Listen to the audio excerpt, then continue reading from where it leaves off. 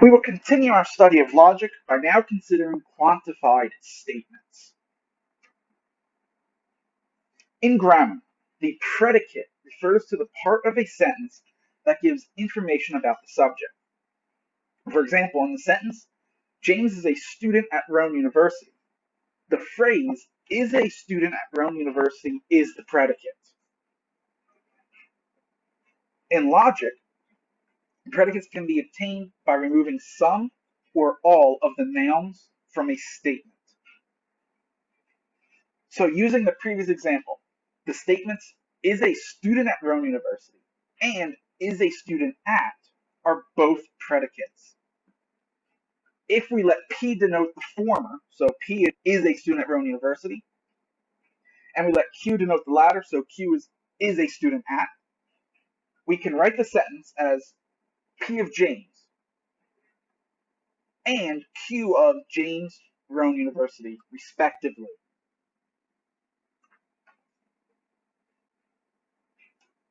So a predicate is a sentence that contains a finite number of variables and becomes a statement when specific values are substituted for the variables. The domain of a predicate variable is a set of all values that may be substituted in place of the variable.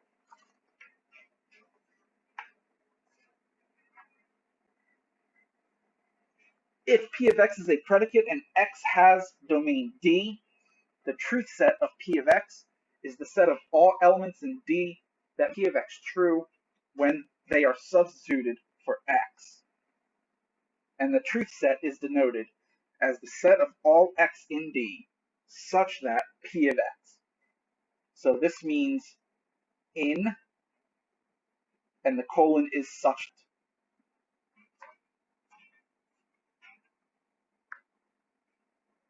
Quantifiers are words that refer to quantities, such as some or all, and tell how many elements in a given predicate are true. So we have two quantifiers we're going to look at. First is the universal quantifier, which is denoted by this symbol. It's an upside down A. Depending on the context, this is read for every, for each, for any, given any, and for all.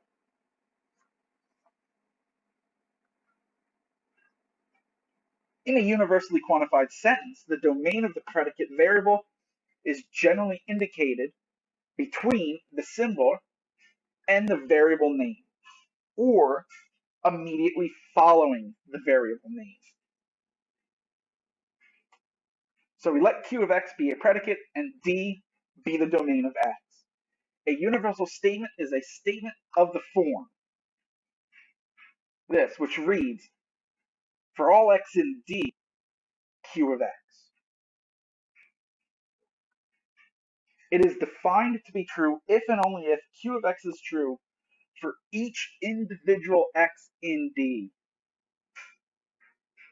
A value of X for which Q of X is false is called a counterexample to the universal statement. The second quantifier is the existential quantifier and is denoted by this symbol, a backwards E. Depending on the context, it can be read, there exists, there is a, we can find a, there is at least one, for some, for at least one.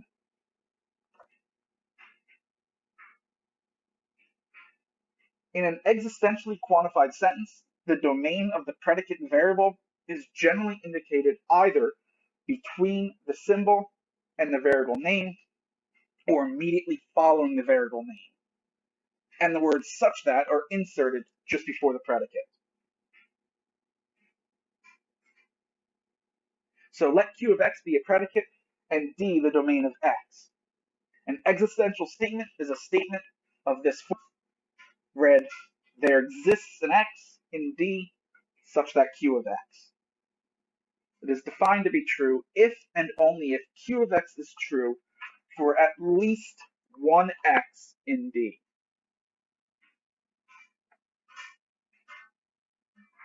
So an example of a universally quantified statement is this.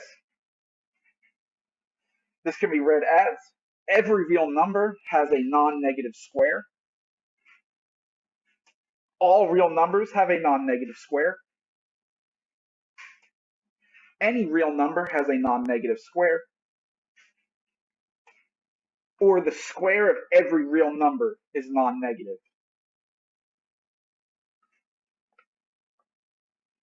An example of an existential is this. This is shorthand symbol for such that. So this can be read as there is a positive integer equal to its own square. Some positive integer equals its own square. Or some positive integers equals their own squares.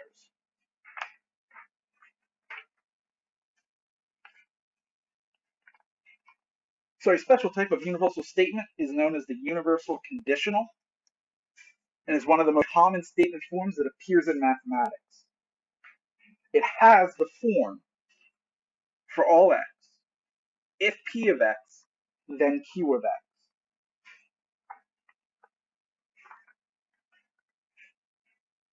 An example is this, which can be read, if a real number is greater than 2, then its square is greater than 4. Whenever a real number is greater than 2, its square is greater than 4. The square of any real number greater than 2 is greater than 4. The squares of all real numbers greater than 2 are greater than 4.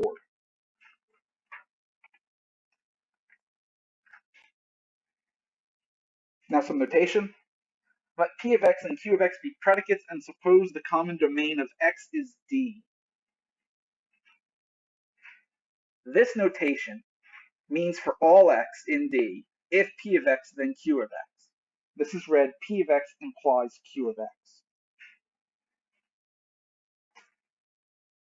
This notation means for all x in D, P of x if and only if Q of x, and it is read P of x if and only if Q of x.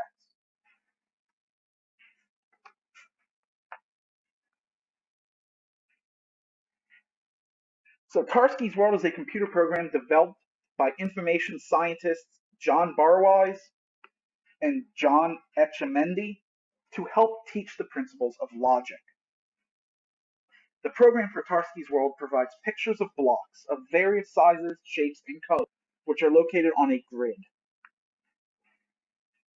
The next several slides shows a Tarski's World with a statement. We are going to determine the truth value of each statement. For each of these slides, I would encourage you to, once you see the Tarski's World and the statement, go ahead and pause the video, determine whether you think the statement is true or false, then come back to the video and see if you are correct. So first, we have this Tarski's World, and we have this statement. So the question is this statement true or false? So some notation, this means that T is a triangle. This means that T is blue.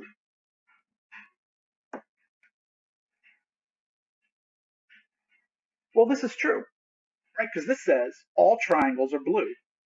Well, we have 3 triangles. We have A, C, and G. And all 3 are blue.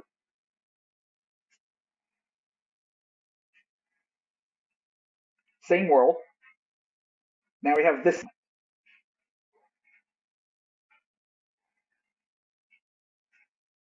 Well, this is false. Because this is saying that everything that's blue is a triangle. Well, here's a counterexample. E is a blue square. Square is not a triangle.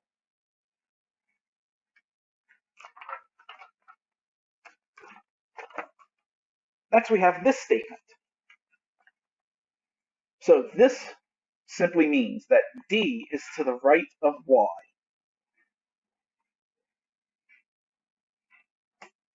Well, this is true. Right? This is saying that there is a square to the right of D.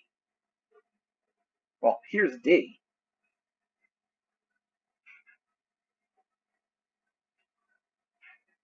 Here's E. I'm sorry.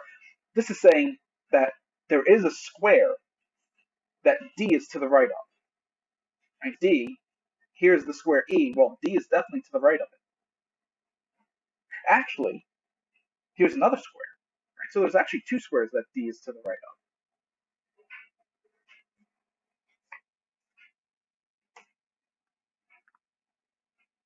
How about this statement? Well, this statement is false. Right? This is saying that there is a gray square. Well, there are three squares in Tarski's world, in this Tarski's world. There's E, H, and J. E is blue. Well, that's not gray. H is black. Well, that's not gray. And J is black.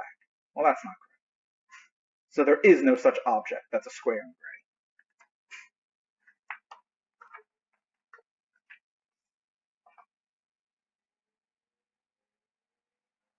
Now, consider the statement, all mathematicians wear glasses.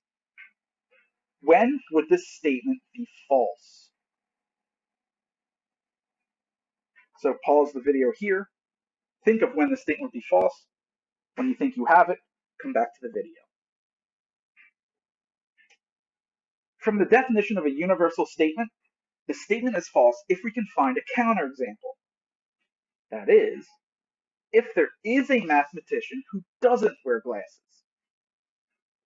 So that is, there is at least one mathematician who does not wear glasses.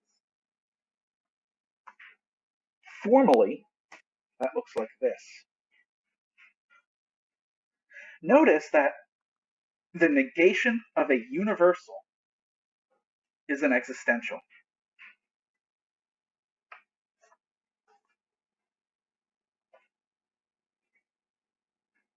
Now consider the statement, some fire trucks are green. When would this be false? Again, pause the video. Think of when it would be false. When you think you have it, come back. From the definition of an existential, this would be false if there are no green fire trucks. So no fire trucks are green. Or all fire trucks are not green. Formally, we have this.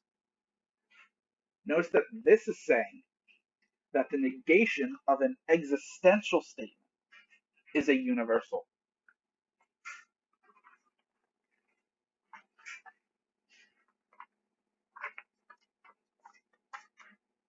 So consider the statement, all computer programs are finite.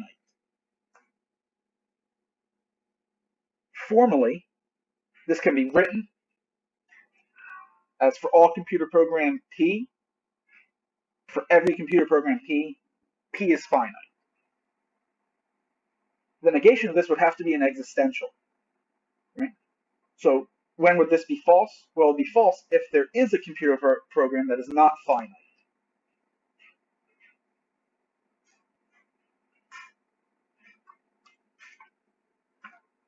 Next, consider the statement, some computer hackers are over 40. Formally, this can be written this way. And we want to determine again, when would this statement be false? Well, it would be false if there are no computer hackers over 40. So we can say no computer hackers over 40, or we could equally say all computer hackers are 40 or under. And the formal statement would be up here.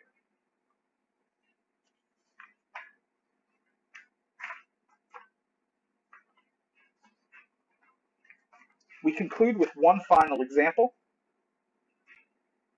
Consider the statement, all the balls in the ball are blue. Which of the following pictures makes this a true statement? So pause the video here for a few minutes, really think and ponder this. Determine whether A makes it a true statement, B makes it a true statement, or neither make it a true statement. Once you think you have your answer, then come on back. Now remember, in order for a universal statement to be false, we need to be able to find a counter example. So for this problem, we need to find a ball in the bowl that is not blue. Well, in A, right there's one. It's a white ball. So this statement is false in picture A. However, in the second picture, there are no balls in the bowl, which means I can't find a ball in the bowl that is not blue. So the statement's true in D.